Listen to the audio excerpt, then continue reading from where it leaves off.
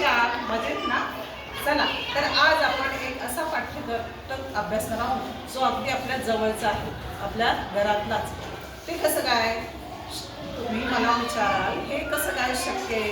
तर हो, कारण आज आपण जो पाठ्यघटक अभ्यासणार आहोत त्याचं नाव आहे भांड्यांच्या दुनियेत.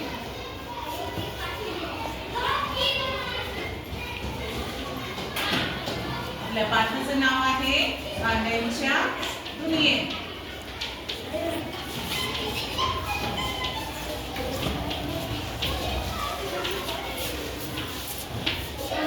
तर आज मी तुम्हाला अशा दुनियेत नेते की जी दुनिया तुम्ही दररोज अभ्यासता, त्या दररोज त्या वावरता तिथे.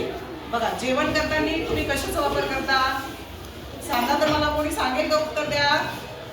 भांडा जेवण करताना कशाचा वापर करता? उत्तर द्या. ताट, हाताचा. हाताबरोबरच मी काय वापरता? वस्तू ताट वापरता. पाणी पिण्यासाठी काय वापरता? वापरता. पाणी पिण्यासाठी काय वापरता? वापरता. बरोबर, अगदी बरोबर. ग्लास, ताट ही काय घरातील, स्वयंपाकघरातील आपली भांडी आहेत, हो की नाही? तर आपण अशा भरपूर गोष्टींसाठी काय वापरत असतो? भांडी वापरत असतो. तर ही भांडी आपल्याला विविध कामांसाठी उपयोगात येतात. पूर्वीच्या काळी आपली आजी मसाला कशात कुटायची माहिती तुम्हाला?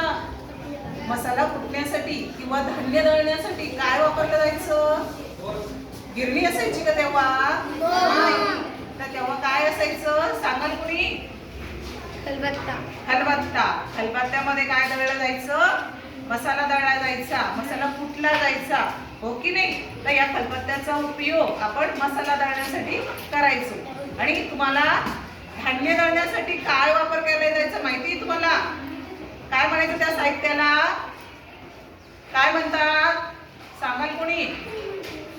यांना तर काय माहित नाही, तुम्ही सांगाल? कमेंट मध्ये नक्की सांगा, ठीक आहे? तर धान्य दळण्यासाठी पूर्वीपासून आजी, आपल्या आई, आपल्या काकी, मावशी कशाचा वापर करायचे? तर जात्याचा वापर करायचे. सकाळी पहाटे लवकर उठून धान्य जात्यावर दळलं जायचं आणि चिकट असं पीठ निघायचं. त्याने पोषक तत्वे सुद्धा आपल्याला मिळायची. तर आपण अशा विविध स्वयंपाकघरातल्या कामासाठी या भांड्यांचा वापर करायचो.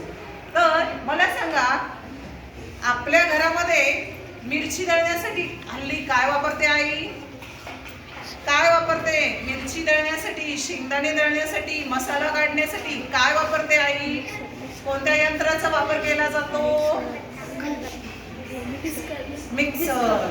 अगदी बरोबर. तर या मिक्सरमुळे आपले तीन जे म्हणजे यंत्र आहेत ते वापरायचे बंद झालेले आहेत. बघा, खलबत्ता असेल, जातं असेल आणि त्याचबरोबर जो उखळ असायचा धान्य कुटण्यासाठी, ठीक आहे? तर या मिक्सरमुळे बरेचशी कामं सोपे झालेले आहेत आणि या भांड्यांचा उपयोग आपण हळूहळू कमी केलेला आहे.